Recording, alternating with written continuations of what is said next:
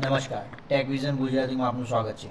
ફરીથી એક વિડીયોમાં આપણે આજે જોઈશું કે કઈ રીતે ઘણા બધા ફોટા હોય તો એક ફોટામાં મર્જ કરવા, પછી પીડીએફ જુદી જુદા પેજની પીડીએફ હોય તો કઈ રીતે એક પીડીએફમાં મર્જ કરવી, પછી પીડીએફની સાઇઝ જો વધુ હોય તો કઈ રીતે પીડીએફની સાઇઝ ડિક્રીઝ કરવી, એટલે કે એને કોમ્પ્રેસ કરવી, એના વિશે આપણે આજે જાણીશું. તો સૌપ્રથમ આપણે પીડીએફ મર્જ કરવાનું જોઈ લઈએ.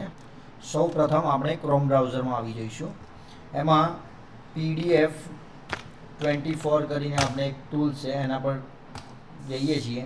એમાં જુદી જુદા ઉપયોગો છે. પીડીએફને મર્જ પીડીએફ કરવી, સ્પ્લિટ પીડીએફ હોય તો છૂટી પાડવી, કોમ્પ્રેસ કરવી, પીડીએફની સાઇઝ ડિક્રીઝ કરવી, કોઈ પણ પીડીએફ એડિટ હોય તો એડિટ કરી શકીએ છીએ, પીડીએફને કન્વર્ટ કરવી તો કન્વર્ટ કરી શકીએ છીએ. ઇમેજમાંથી પીડીએફ, ટૂંકમાં 4-5 ઇમેજો હોય તો એને ભેગી કરીને એક પીડીએફ બનાવી તો પીડીએફ બનાવી શકીએ છીએ, અથવા જો પીડીએફ હોય તો પીડીએફમાંથી ઇમેજ બનાવી શકીએ છીએ. ત્યારબાદ એમાંથી પ્રોટેક્ટ કરી શકીએ, આપણે પીડીએફ જે લોક કરીને આવે છે એ કરી શકીએ છીએ. અને જુદા જુદા ઉપયોગો છે, પણ હાલ પૂરતું આપણે જે ઉપયોગી થાય એવું છે. ટૂંકમાં પ્રથમ જોઈએ PDF ટુ ઇમેજ, એટલે કે આપણા જોડે જુદી જુદી ફાઇલો હોય તો એને ભેગી કરીને એક પીડીએફ બનાવીએ. એટલે ટૂંકમાં અહીંયાથી હું સમજો કે આ ગુણોત્સવનો ઉપયોગી 4 ફાઇલો છે જુદા જુદી અલગ અલગ, તો મારે એક જ ફાઇલ એક જ ઓપ્શન આવશે અપલોડ કરવાનો. એટલે અપલોડમાં માટે એક જ કરવી છે તો આના માટે અહીંયાથી આ રીતે સિલેક્શન કરીશું, ત્યારબાદ એને પ્રોસેસ થવા દઈશું, ત્યારબાદ કન્વર્ટ કરીશું. જેવી કન્વર્ટ થઈ જાય એટલે અહીંયા એક ડાઉનલોડ કરવાનો ઓપ્શન આવી જશે. આ ડાઉનલોડ કરી લીધી, ત્યારબાદ હવે આપણે આ પીડીએફને ચેક કરી લઈએ. તો આ પીડીએફ આપણી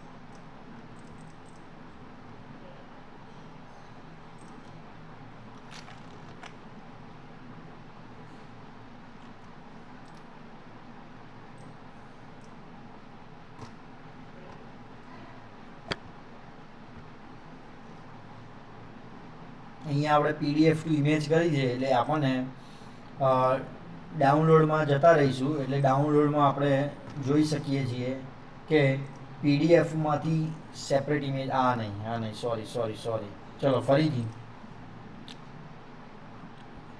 સમજો કે 4-5 ઇમેજ છે આપણા જોડે અને ઇમેજમાંથી એક આપણે પીડીએફ બનાવી છે. અહીંયાથી હું કોઈ પણ રેન્ડમલી ઇમેજ અહીંયાથી લઈ લઉં છું. કોઈ પણ 5 ઇમેજ હું અહીંયાથી સિલેક્ટ કરી લઉં છું, બરાબર.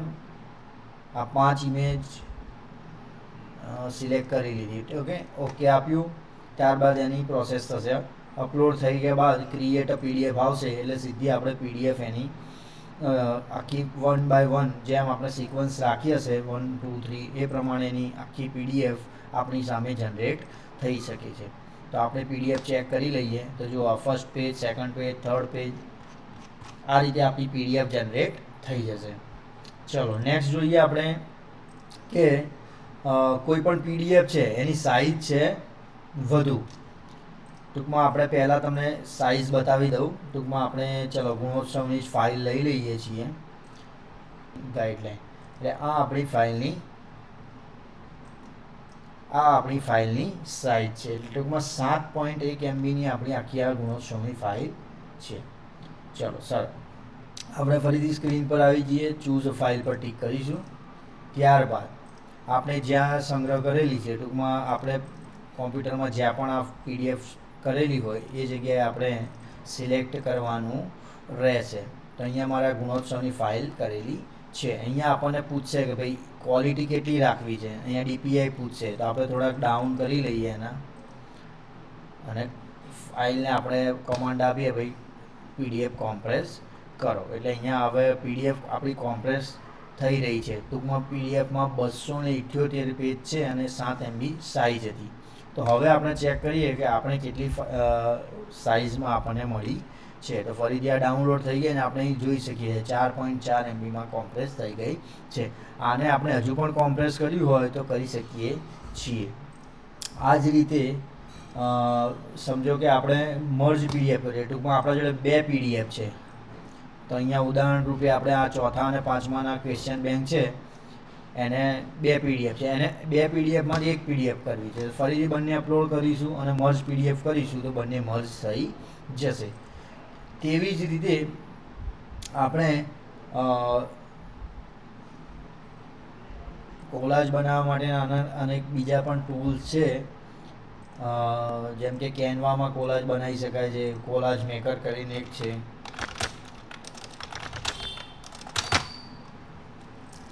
પિક્સાર્ટમાં આપણે કોલાજ મેકર બનાવી શકીએ. આમ ટૂંકમાં ફોટોસ આપણે એકબીજાની અંદર ગોઠવી અને આ રીતના પિક્સાર્ટમાં પણ બનાવી શકીએ છીએ.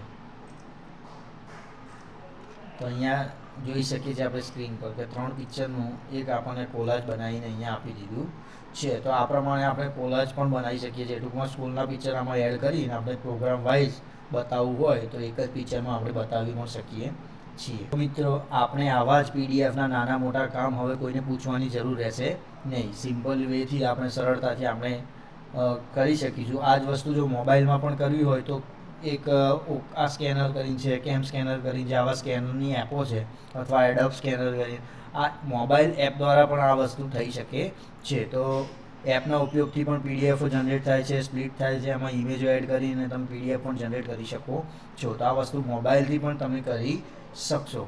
નાના મોટા ઉપયોગી વિડીયો જોવા હોય તો આપણે ટેકવિઝન ગુજરાતી ચેનલમાં જોડ્યા રહો. માટે આપણી ચેનલને લાઈક કરો, શેર કરો, સબસ્ક્રાઈબ કરો. Thank you.